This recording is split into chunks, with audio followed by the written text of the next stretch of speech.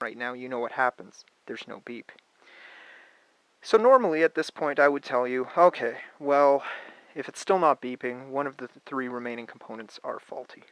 Whether it be the motherboard itself and the way it governs connections and what have you, the CPU, that could be a culprit, or the power supply. Maybe the power supply is weak, not providing enough energy, who knows. What do we do? Normally I would tell you, all hope's lost, if you have an additional power supply, an additional motherboard, and an additional CPU, you could try swapping in, swapping out, interchanging, and try to find a problem that way. But before you do so, maybe it's worth doing this. As mentioned prior, your motherboard is completely clean. There's nothing connected to it aside from CPU, heatsink fan, power supply, and of course the case connectors, which you'll need to run the thing.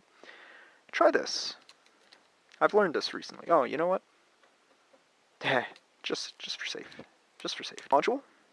When you're installing RAM modules, ensure that the snap latches are completely disengaged. Very important. RAM modules have a notch on them. This notch allows the RAM module to only be installed in one sense, so ensure that the notches align. Also, there are notches on the actual bracket, so the sides of the RAM module will fit within these notches. So you're going to place it in, you're going to rock it in, make sure it fits nicely between the notches of each, and then you're going to try to provide even pressure on both ends until both of those little latches swing in and hook. So we have one in there, very good. Time for the second RAM module.